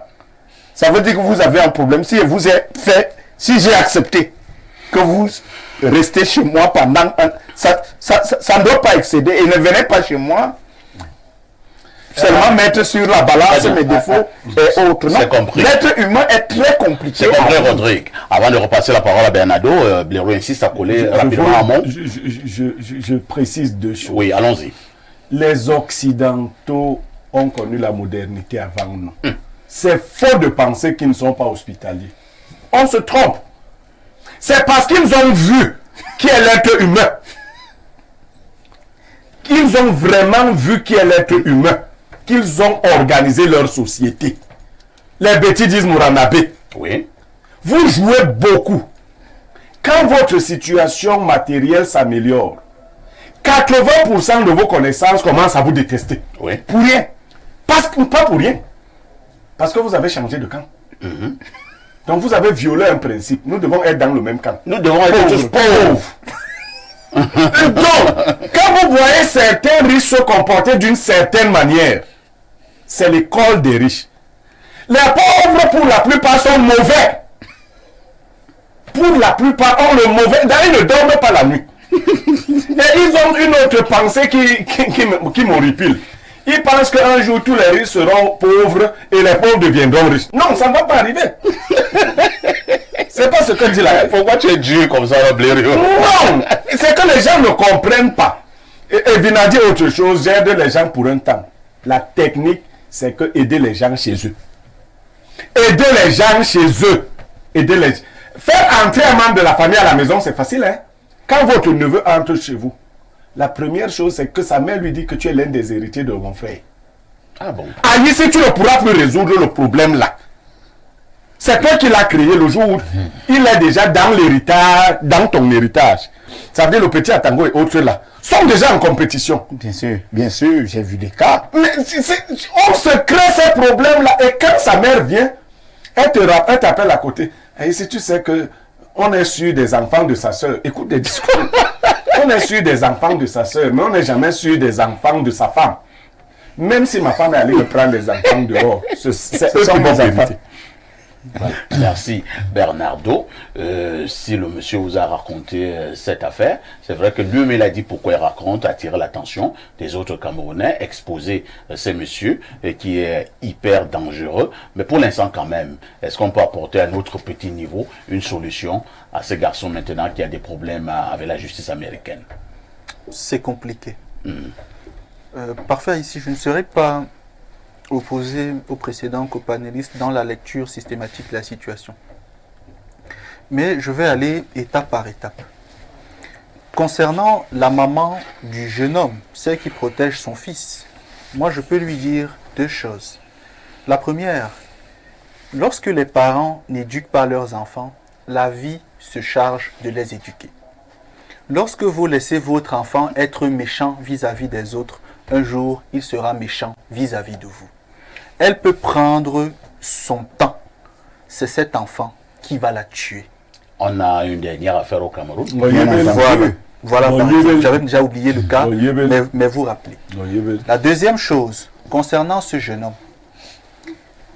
tout le temps, tu commets certains actes, les gens te laissent. Un jour, quelqu'un va t'abattre. Et peut-être même, ce jour n'est plus loin. Peut-être tu as fait le tour, parce que les méchants ont l'impression que l'impunité va les poursuivre toute la vie. Mais il y a bien un jour où on dit stop à la méchanceté. Et peut-être ce jour est arrivé pour lui, il ne le sait pas. Parce que ce qu'on oublie, c'est que le ressentiment, la colère, la noirceur, la haine qui peuvent habiter le jeune homme victime de la situation concernée ici, peuvent le pousser, je ne sais pas, à prendre un gang pour finir avec lui. Oui. Simplement parce que on ne sait pas comment le flux d'émotions grandit en l'humain une fois qu'il est affligé par une situation. Détruire la vie de quelqu'un, c'est particulièrement douloureux et lourd. Et donc l'individu peut, en réaction à cette destruction de sa personne et de son environnement, réagir de manière suffisamment excessive. Je préfère me garder. Troisième chose, et là, je rejoins M. Evina et M. Niemek. Parfait ici. M. Niemek que vous voyez ici, je vais dire, c'est vrai, il n'aime pas beaucoup quand je le cite, mais moi, il sait. Au-delà de l'image que les gens ont de moi et qui ne m'intéresse pas beaucoup, je suis un homme qui apprend beaucoup des aînés. M. Niemek le sait. J'ai récemment pris un enfant chez moi que je gardais pour beaucoup de temps, parce que je le fais souvent. Ce monsieur-ci m'a dit, quand je vois cet enfant, c'est un mauvais élément. Si tu le gardes, il va te faire du mal à toi-même. Dès qu'il me l'a dit, mon fils aîné, Ngassam, c'est mon confident. Je suis allé lui dire, Ngassam, aujourd'hui, ton père Blériot m'a dit ça. Il me dit, le père, tu m'as toujours appris qu'on écoute, non? Comme il a parlé là, tu écoutes. Cet enfant, aujourd'hui, n'est plus chez moi. Je l'ai fait partir. Mais, avant de partir, il a fait une grosse gaffe. Si je l'avais laissé pour plus longtemps, qui sait où je serais aujourd'hui? Il y a des personnes qui traînent avec elle, comme il l'a dit, des malchances parfois séculaires, congénitales, transgénérationnelles, qui les poussent de manière compulsive à agir de manière diabolique. Et ces personnes vous pourrissent la vie. On ne deal pas avec le méchant. Et le méchant, même s'il a un visage doux, ses actes le trahissent toujours. Quelqu'un peut mal faire les choses sans être méchant. Quelqu'un peut se tromper sans être méchant. Quelqu'un peut vous offenser sans être méchant. Mais le méchant est constant dans la noirceur de ses actes. Donc ce jeune homme-là, quoi qu'on dise, le fait qu'il soit allé à la police prouve qu'il est méchant. Il y a des gens qu'on ne garde pas chez soi. Parfait, ici, moi je change dans ceci. Toi qui es aux États-Unis, qui connais l'histoire, qui m'a rapporté les faits avec les éléments, les documents, tout ce que j'ai à mon téléphone, c'est plein là. Je vais te dire une chose. Dans cette affaire, si quelqu'un veut te tuer, tue-le avant. Comme il veut te tuer là, tue-le avant.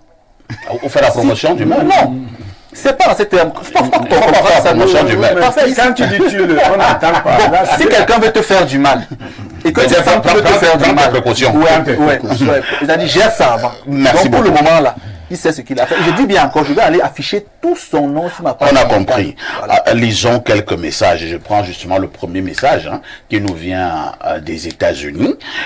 Bonjour Parfait ici. Bonjour aux panélistes.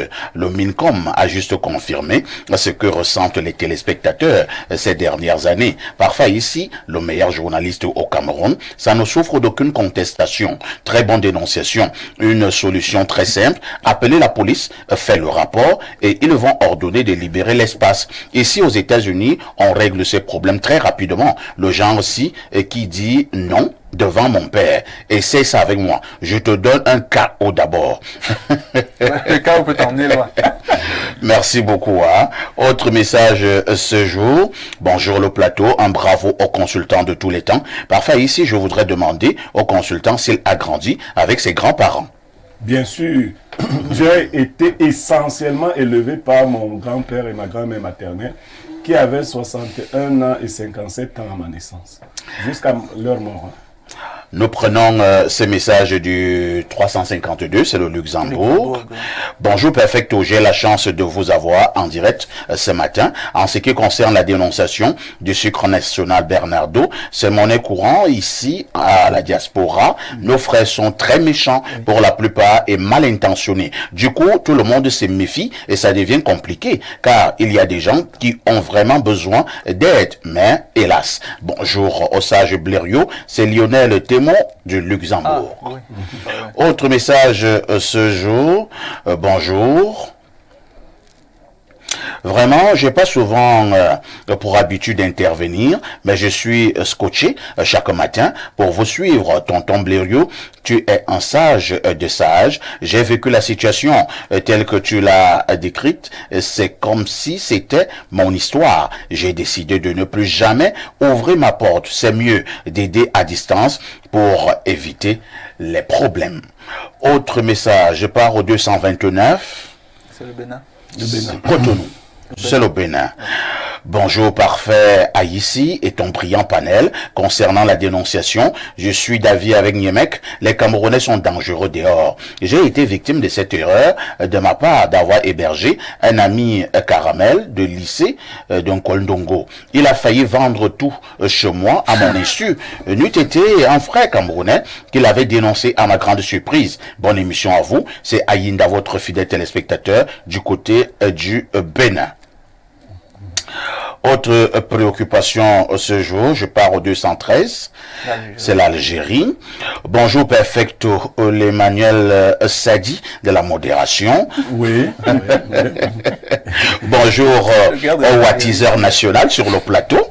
Concernant la dénonciation, je vais donner un conseil aux Camerounais vivant en diaspora. Je ne vous dirai pas de ne pas aider les Camerounais parce qu'il y a au aucun homme qui est au-dessus de l'aide. Même le président de la République a souvent besoin d'aide. Mais avant de tendre la main à un Camerounais à la diaspora, s'il vous plaît, tournez votre cerveau 7 fois. Perfecto. Les Camerounais ont le cœur noir à la diaspora, mais ceux de l'Algérie sont encore 2 fois plus noirs. Les Camerounais de l'Algérie ont fini avec la méchanceté. À la diaspora, il faut aider uniquement un Camerounais qui vient juste d'arriver dans le pays, et avant de l'aider, vous lui donnez au maximum 1 ou 2 mois. Mais il faut éviter les Camerounais qui ont fait des années dans le pays et qui sont toujours sans abri. Ce genre de Camerounais sont très dangereux. Parfois, tu héberges un Camerounais, il drague ta femme, il harcèle ta fille, il envoie des bandits derrière toi et etc.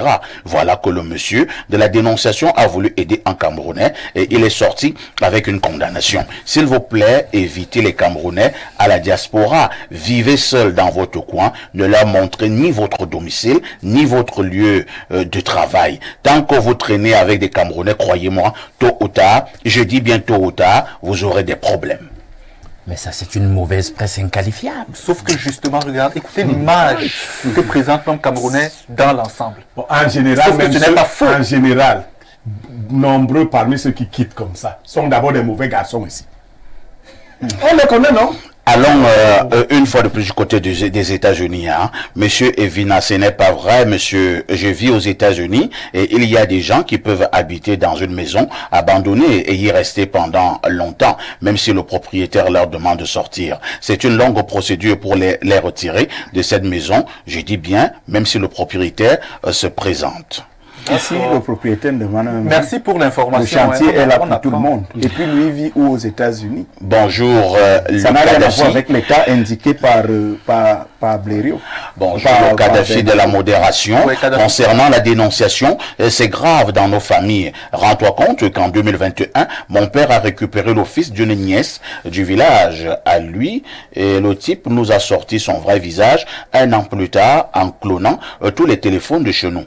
Le type a sémé la discorde entre mes parents en disant à mon père que ma mère a 20 millions cachés. Pourtant, on ne mangeait pas. Le plus grave, le type a fouillé dans la chambre parentale et même essayé de brûler la valise où il y a tous les diplômes, actes de naissance et documents importants de la famille. Waouh, les sorciers de la famille. C'est Mathias Dessos qui envoie le message.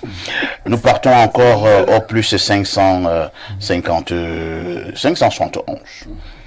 États-Unis. Plus 1, 571. C'est toujours les États-Unis. D'accord. Mon appareil Malodine. Bonjour, monsieur Parfait ici. Puis-je avoir le numéro de monsieur Blériot Niemek? Je vis aux États-Unis. Sinon, je serais venu dans votre bureau. Et quand j'appelle ces numéros, personne ne décroche. Que fais-je? S'il vous plaît. Vous avez des Français bizarres, hein?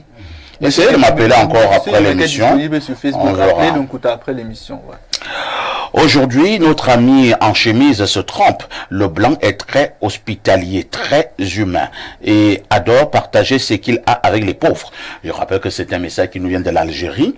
Le problème, c'est nous les Noirs, plus particulièrement les Camerounais, qui avons tout gâché. Avant, partout en Europe, il avait des restaurants de cœur où des nécessiteux partaient manger et chacun se servait avec modération. Mais depuis que les Noirs ont envahi l'Europe avec leur mentalité, un seul Noir a eu, au lieu d'aller se servir comme les autres, il charge une montagne dans son plat. En plus de charger la montagne, il vole encore de la nourriture et garde dans son sac. Avant, on gardait des courriers et des colis dans des boîtes à lettres posées devant le domicile de chacun. Mais depuis un temps, avec l'arrivée massive des Noirs, il passe devant le domicile des gens, il fouille les boîtes à lettres et il vole le colis qui sont dedans. Franchement, l'homme camerounais est le premier à pisser dans sa propre nourriture. Il est trop ingrat. Et le problème des ingrats, c'est qu'ils ne pensent jamais au lendemain. Le problème des ingrats, c'est qu'ils ne pensent jamais au lendemain. À tout de suite pour la suite.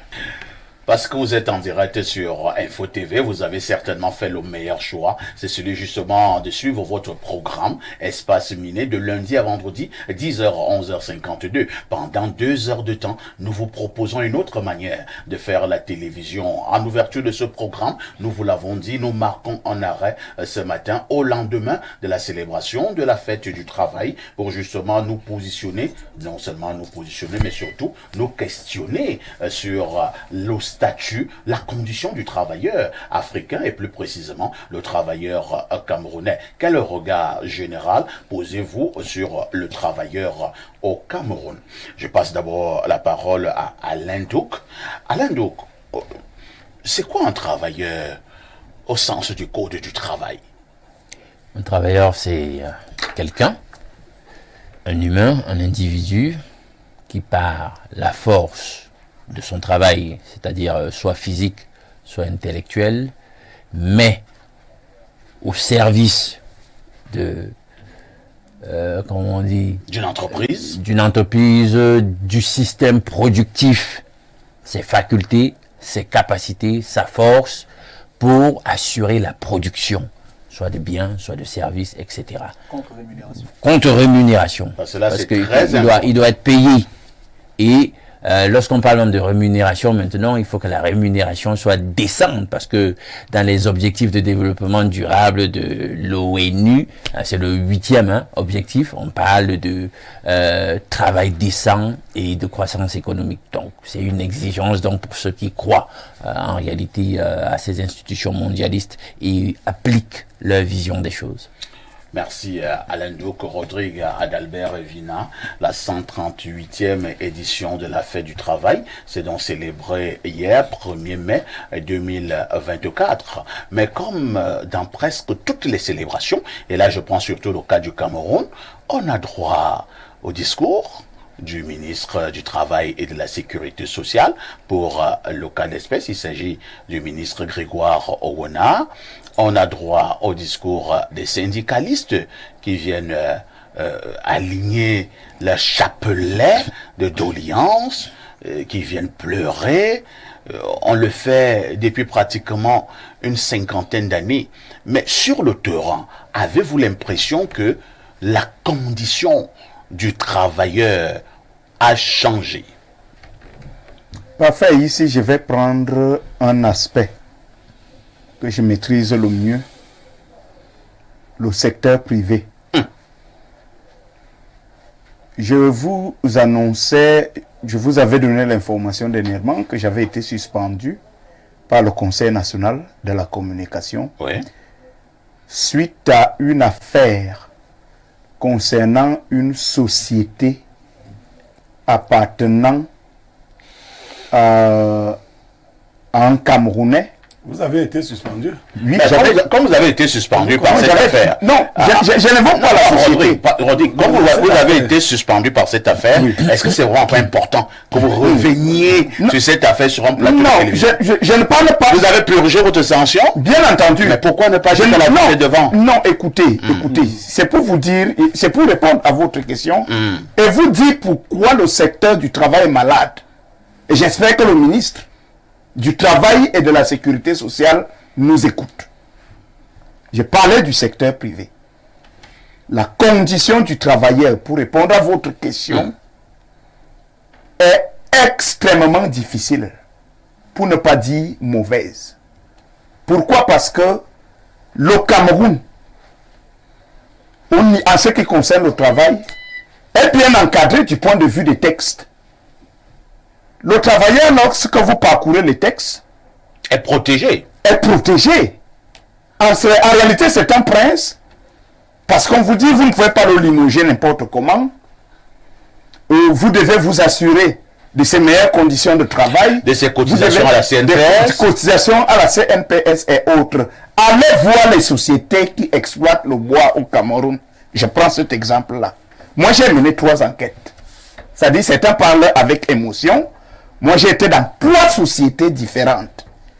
Moi, j'évite d'évoquer les dénominations des sociétés en question pour ne pas vous créer des problèmes. Parce que ce sont des dossiers que moi, j'ai contrôlés, que je maîtrise moi-même. Je vous assure pas dire que les téléspectateurs ont besoin de Vina. Au niveau... pardon? Non, pourquoi on ne dit pas après que les téléspectateurs ont besoin de toi? Bien entendu. Il y a des sociétés ici à Yaoundé, allez sur la route de Nomayos, qu'on compte 4 Camerounais morts. Accident de travail. Je ne parle pas de ceux qui ont des doigts coupés. Je ne parle pas de ceux qui qui ont eu des parties intimes touchées. J'ai jusqu'aux photos. Pareil. Vous comprenez? Dans un environnement comme celui-là, où il n'y a pas de toilette publique, des gars n'ont pas d'équipement. En cas de grève, c'est-à-dire moindre réaction des employés, vous voyez quelques pick-up de gendarmes arriver. Qu'est-ce qui se passe ici? On gronde tout le monde. Vous vous demandez qui a appelé ces gens. Ces gens viennent d'où? Et vous avez un délégué du travail et de la sécurité sociale qui vient simplement faire un tour, il échange avec quelques expatriés, et puis il repart de là, il ne dit rien. Allez à la délégation régionale du centre du travail et de la sécurité sociale où j'ai pris part à des réunions. Moi, je vois ces expatriés et quelques Camerounais, en tout cas amis et propriétaires de la structure, qui vont voir le gouverneur pour rien, au lieu de régler des problèmes qui sont là. Moi, j'ai participé à une réunion où des travailleurs, dans une réunion de pratiquement 2 heures de temps, n'ont pas eu 15 minutes de parole. C'est-à-dire ceux qui ont des revendications à faire. C'est-à-dire c'était un discours en ton martial que je n'avais jamais vu. Le délégué du travail et de la sécurité sociale, par exemple, qui était à la Mefou à Kono. Mais maintenant qu'on a envoyé dans la Mefou et à Famba, et les dégâts ont commencé là-bas, en fait, ils sont nombreux qui m'écoutent et qui savent de quoi je parle. Il y a les délégués du travail et de la sécurité sociale, les inspecteurs du travail. Quand vous arrivez en Guinée ou au Gabon, il fallait beaucoup plus des inspecteurs du travail. Des inspecteurs du travail, et même, bien entendu, et même ces délégués-là. Au-delà de ça, vous avez la CNPS, avec un directeur général qui est très apprécié aujourd'hui pour des innovations, la modernisation de la CNPS. Mais je voudrais dire à M. Moukoulou Vondo, il doit tirer les oreilles de ces hommes. Parce que si dans le secteur privé, les droits de CNPS de beaucoup d'employés sont violés, sont même carrément ignorés, c'est parce que c'est un responsable de CNPS à travers diverses antennes. Ne sont pas suffisamment sur le terrain, ne font pas leur travail. Je sais très bien de quoi je parle. Et si monsieur le directeur général veut des faits, eh bien, qui demande à me rencontrer, lui présenterait des faits. Et je vous dis, c'est l'esclavage à l'état sauvage. Je parle bien des sociétés qui exploitent le bois. C'est pour ça que je vous ai dit qu'elles prenaient seulement cet aspect. Pour moi, j'ai mené des enquêtes assez sérieuses. Très bien. Merci Rodrigue Adalbert Evina. Disons donc que vous avez enquêté sur ce pan de la société. Vous avez suffisamment de documents. D'accord. On va beaucoup travailler. Hein. Je passe la parole à Pierre Bleriot. Pierre Bleriot, il y a un autre aspect lorsque nous parlons de la condition du travailleur au Cameroun et surtout du respect de ses droits, ce que nous appelons habituellement des licenciements. Vous ajusterez abusifs. Tous les jours, ils sont nombreux les employés qui sont chassés tels des rats, tels des malpropres. Tu arrives au boulot beau matin, tu n'avais pas un problème la veille. Ton patron te dit seulement, je ne veux plus te revoir ici, full au camp, et on te prend, te balance hors du portail comme si on jetait une ordure. Ce qui se voit le jour se fait dans la nuit. Parfait ici.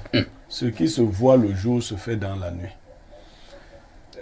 La condition du travailleur au Cameroun en journée est la même qui se vit dans la nuit.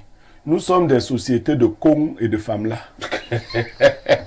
Comment ça? Oui, bien sûr. Incroyable. Nous sommes, quand vous êtes dans le Grand Sud, c'est le con, l'Ouest et autres, c'est le femmes-là. Qu'est-ce que vous voulez dire? Mais c'est les gens qui ont été zombifiés, vendus, et tout ça, qui travaillent pour pas de salaire dans des conditions exécrables. Ne citons pas des sociétés précises, c'est la condition générale. L'employeur au Cameroun, c'est un maître du con. Ah bon? Ou du femme-là. Et vous êtes des zombifiés, c'est-à-dire des gens vendus. Vous n'êtes protégés par rien. Et vous vous comportez comme on se comporte au con, c'est-à-dire on se trahit mutuellement. Pour que tout con s'arrête, il faut que les membres du con se révoltent ensemble. Ah ouais, ceux qui ont été pro-con. Oui. Non, nous sommes tous au con. C'est le con généralisé. Oui. Les employeurs, entre guillemets, sont d'abord des gens sans traçabilité. Vous ne savez pas comment celui-là a fait pour être employeur. Peut-être on lui a dit, va là-bas dans ce secteur, c'est toi qui vas faire le con de ce secteur, l'autre va faire le con de celui-ci. C'est comme ça. Que ce soit même dans la fonction publique. Vous ne pensez pas que ceux-là sont mieux lotis? Dès que vous êtes dans la condition d'employé, l'autre faisait la chanson Tabe la main Ngongo. Le travailleur chez nous fait pitié. Je pense que c'était Calvino. Calvino. Un Tabe la main Ngongo. On vous donne juste de quoi payer. Non, mais l'argent ne suffit même plus pour payer le transport. La menace de licenciement pèse sur votre tête à chaque seconde comme une épée de Damoclès. Vous devez, j'ai vu des travailleurs, il est chauffeur au ministère, mais il fend le bois au domicile de tel directeur. Ouais. C'est lui qui lave les enfants de celle du chef de service de ceci. Et ça devient un devoir pour lui. Et les enfants, le grand, c'est-à-dire, c'est qu'un type qu'on a pris dans l'administration. Il a un matricule dans l'administration. Mais il est utilisé de manière privée par son directeur qui lui fait le con. Et le directeur aussi du directeur fait le con aux autres directeurs. C'est ça. Nous sommes dans un con généralisé. Et quand tu vas te plaindre chez qui? Tous sont d'accord, les patrons sont d'accord. Le grand problème, c'est celui que relevait Karl Marx.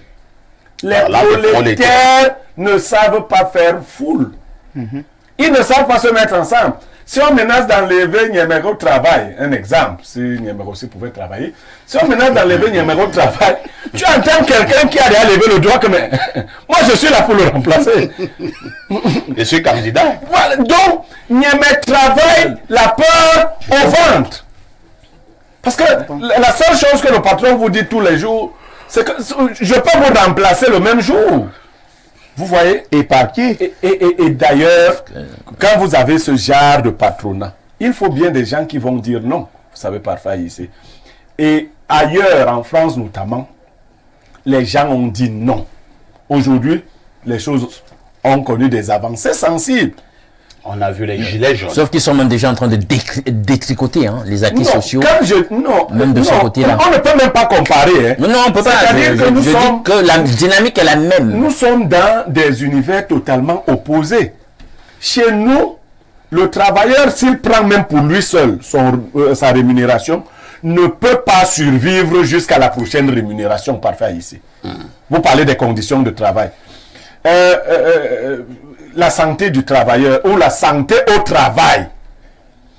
Les équipes de sécurité qui descendent pour vérifier sont soudoyées. Vous entrez dans des simples menuiseries. Vous voyez des gars travailler à main nue. C'est tous les jours, les doigts se coupent, des machines collent sur les testicules. Ah oui. Non, c'est comme ça. Les faits sont là. Et puis, dès que tes testicules sont cassés, tu t'en vas. On n'a plus besoin de toi. On a plein de gens aujourd'hui qui sont des invalides à vie, mais qui n'ont même pas reçu la compensation financière. Ils sont morts sur des chaises roulantes, et ainsi de suite. Donc, il y a vraiment, je ne sais pas, je vous ai parlé du con et du femme là. C'est ce que je peux décrire comme environnement. On peut donner des chiffres. Des chiffres pour Bernardo Basson, un autre pan de la condition du travailleur au Cameroun, cet aspect ou cette affaire de salaire. Ils sont nombreux qui pensent que les salaires des travailleurs au Cameroun sont démesurément bas. Parfait, ici je ne serai pas globalement d'accord avec l'approche que vous avez du travail au Cameroun. Les autres semblent décrire une réalité, mais on devrait plus parler de système d'exploitation ou de système d'esclavagisation en lieu et place de système de travail.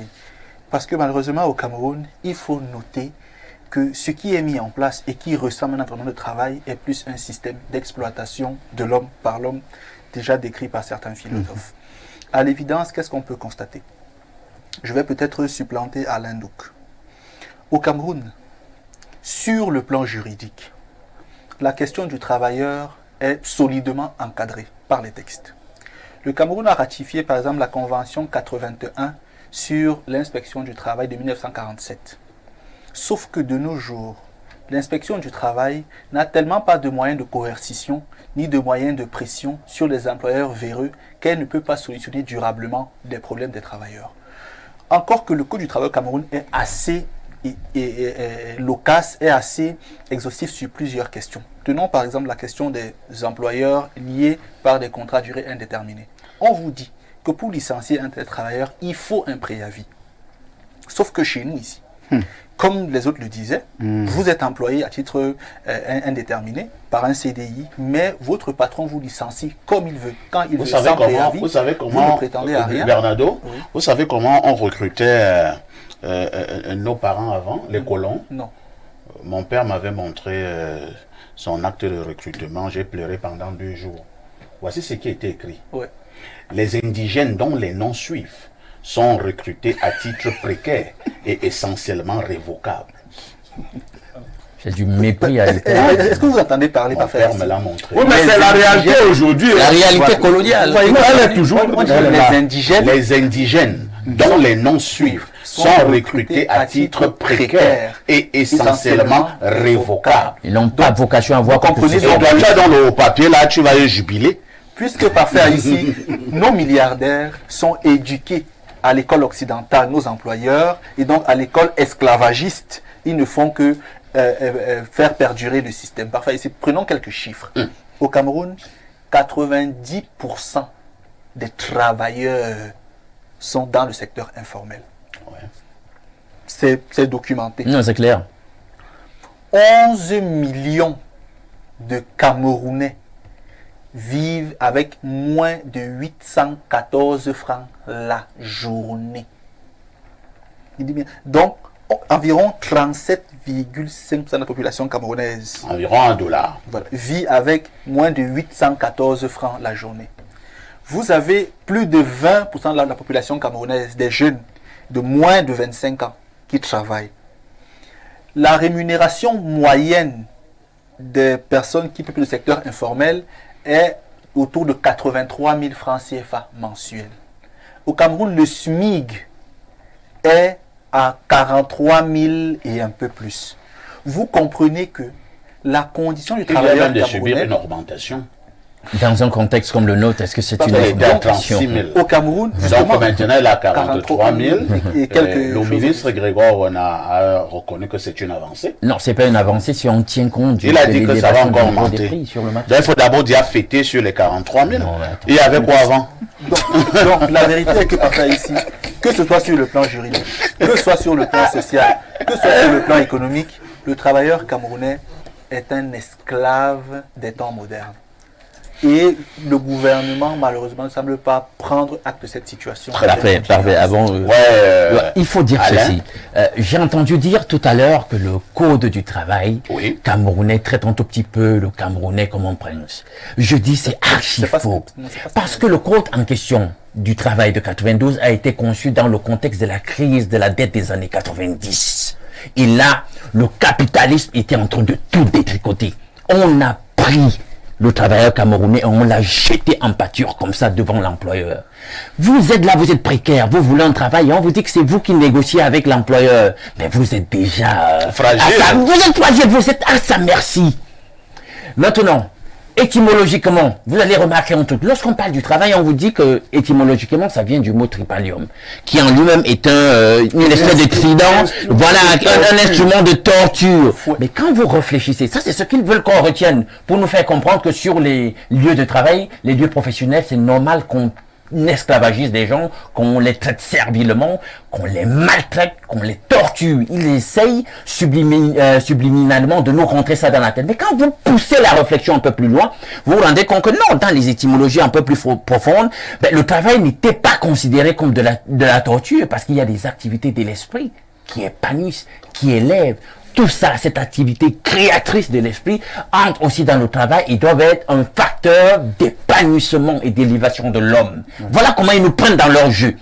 Alors, vous êtes dans un pays où, finalement, Bernardo le disait là, on vous dit qu'il y a plus de 10 millions de Camerounais qui n'ont même pas 1000 francs pour vivre chaque C'est jour. sourcé, monsieur Evina. Chaque Que jour. Alain donc vous dise, par exemple, comment vivent les employeurs Et maintenant, dans les donc, maisons des ministres et grands directeurs. Dites au Cameroun. tu connais bien ce que les philosophes grecs disaient, notamment Aristote, c'est-à-dire que s'il y a un tyran, bah, il veut traiter servilement tout le monde, il a intérêt à faire prospérer hein, la précarité, la pauvreté. Très bien. Et comme ça, tout le monde pourra, dans cette situation de précarité, être Rechercher- mobilisé rien que par Ils ont, la recherche de sa pitance et puis s'occuper Lisons des vraies quelques affaires. messages, s'il vous plaît. Bonjour, parfait. Ici, en Afrique, on fait semblant de payer les travailleurs et les travailleurs font semblant de travailler. Très bien. C'est la deuxième fois que je envoie le message là.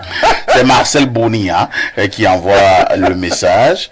Il m'envoie également la photo d'un grand homme politique au Cameroun qui a toujours dit qu'il n'a jamais été au parti au pouvoir. Il m'envoie donc la photo de ce grand homme politique avec l'écharpe du RDPC. Très bien. Je vais analyser la photo tout à l'heure. Et là, recoupé. Et là, recoupé. Autre message ce jour. Bonjour, parfait. Je suis électricien d'une sous-traitance dans les installations au poste source HTB, HTA, DENEO. Nous assurons la distribution de l'électricité aux ménages. Hier, nous avons passé les fêtes au travail avec 3 mois sans salaire. Oh là là. Souhaite bien. Oh là là. Voilà, ça commence. C'est compliqué là. Hein. Ça a commencé. Autre message ce jour. Bonjour. Oh là là, mon appareil dernière génération me crée des soucis. Rodrigue Adalbert Evina, prenons un autre pan du travail au Cameroun, celui ayant trait aux syndicats et aux syndicalistes. Nous avons pas mal de syndicats quand même au Cameroun. C'est la preuve de ce que les travailleurs ont des instances où ils sont défendus. Mais de temps en temps également, il y a un droit accusateur sur ces syndicats et syndicalistes. Beaucoup pensent qu'ils ne jouent pas franc jeu et par moments, ils sont même contre le travailleur. Ces syndicalistes, il faut déjà aller questionner les conditions de leur désignation. Merci. Ils sont choisis par qui? Comment? Comment? Et à quel moment? Quels sont même des critères justement qui conduisent soit au vote d'un président de syndicat ou d'un responsable de syndicat? Lorsque vous allez donc vous assurer que ça se passe dans des conditions les plus transparentes et que ces gens bénéficient d'une réelle légitimité, sont reconnus par ce que les gens appellent en politique la base, eh bien, on pourra accorder un peu de crédit à ce que vous appelez responsables de syndicats, sans toutefois manquer de respect à leur posture ou alors à leur qualité de responsables de syndicats. Mais sauf que si ces responsables de syndicats, entre guillemets, travaillaient effectivement pour leurs syndiqués, pour leurs membres, moi je suis certain qu'on ne verrait pas un certain nombre de choses. C'est clair, c'est clair. Dans plusieurs structures. Ça vient de se passer à Yaoundé Premier, où des individus qui ne sont ni policiers, ni gendarmes, qui ne sont rien du tout. C'est vrai que pour le cas de Yaoundé Premier, j'ai eu à mener un certain nombre d'enquêtes aussi, hein, où on faisait comprendre que non, ce n'était pas la police municipale de Yaoundé Premier, et qu'on n'a jamais eu d'ailleurs la photo de ces individus, de police contre de policiers municipaux, ainsi de suite. Je ne m'intéresse même pas à la mairie, moi je m'intéresse au syndicat des motos. Comme ça s'est passé là. Si nous étions dans un environnement sérieux, Oui. avec des syndicalistes dignes de ce nom, non, on allait ressentir en face un message poignant, traduisant une réelle indignation des conducteurs de motos, sans souhaiter qu'il y ait l'irréparable au pays. 2 secondes. Rajoutez que, dans notre contexte, le syndicat durablement, ne peut être opérationnel que si jamais son discours, son message ou sa valeur est reconnue par les autorités camerounaises. En l'état actuel des choses, la fracture est si énorme que ce que les syndicats proposent ne sont pas reçus par les décideurs. Vous voyez quand même un problème de fond qu'on va négliger parfait ici. Tellement. Monsieur Vinala dit, moi j'ai une dénonciation ici que j'ai juste tue pour le moment. Un ressortissant du Nord travaille pour une entreprise chinoise dont j'étais le nom. Tu as tué ici. la dénonciation. Je ne l'ai pas tué, je dis je l'ai tué pour le moment. Donc, voilà. Donc, parfait, ici, il a perdu ses doigts travaillant dans une scierie chinoise. Il n'a jamais été indemnisé, jamais été. Mais c'est que les Chinois nous font aussi. C'est parce qu'on ne veut pas citer des sociétés, c'est grave. Les Chinois, C'est la dans magie. les entreprises, ils tabassent même Les Camerounais. Bon, ça, je savais. Ils vous Pas. foutent Ils les oppressent. avec les mains. Là, ils te disent, va te plaindre auprès de tes autorités, on verra bien. Bonjour sur le plateau. Je kiffe grave votre émission. Je ne sais pas ce que ça veut dire. Hein. Je kiffe Qu'il aime. grave. Ah, qu'il aime. Hein. Il aime. D'accord. Pour le sujet du jour, je ne sais pas si les textes sont appliqués dans nos entreprises au Cameroun sur la sécurité et le social, car je dénonce les entreprises.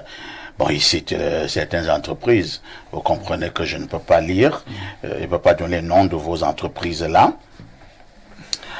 Alors, il dit que ces entreprises offrent des activités libérales aux jeunes pour les exploiter et sans sécurité sociale. Parfois, les commissions impayées. Je me demande si le gouvernement est au courant de ces activités, parfois inhumaines. Parfait, des counous, 2 chevaux.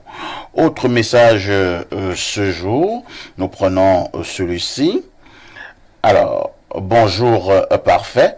Pour revenir sur le sujet de la dénonciation. Pour information à tous les membres de la diaspora, il est strictement interdit d'héberger un sans-papier sous peine de sanction.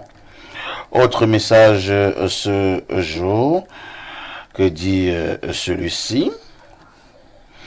Bonjour espace miné, bonjour. Bonjour à Alain Douk et le sucre national. Je suis fan d'Alain Douk, courage à Blériot. D'accord avec monsieur le consultant. C'est Thomas Noir, analyste socio-politique. Merci Autre bien, monsieur Noir. Bonjour, monsieur Parfait Haïssi. Il y a quelques années, j'ai travaillé pour une dame qui avait des bureaux au niveau de l'immeuble La Liquier, au niveau intendance, où la bonne dame demandait souvent à un papa de 50 ans de se mettre à genoux, main sur la tête, et le bon monsieur s'exécutait de peur de perdre son travail. John depuis la ville de Lac-d'Eau. Quand je voulais parler du Congo, Blériot l'a dit. j'ai dit le Congo pensait que je joue. Autre message ce matin, il y a notre téléspectateur des États-Unis qui revient là. Hein. Alors cette fois-ci, qu'est-ce qu'il nous dit? Ne vous inquiétez pas, Paul Biya va vous sauver. Paul Biya, ayop, ayop, ayop. Bon, moi, je ne sais pas pourquoi notre ami des États-Unis veut déranger. Autre préoccupation ce matin. Bonjour, parfait des parfaits. Je ne savais pas que c'est comme ça qu'ils m'appellent déjà. Hein. Alors, j'ai eu une situation dont j'ai donné le travail de mon chantier.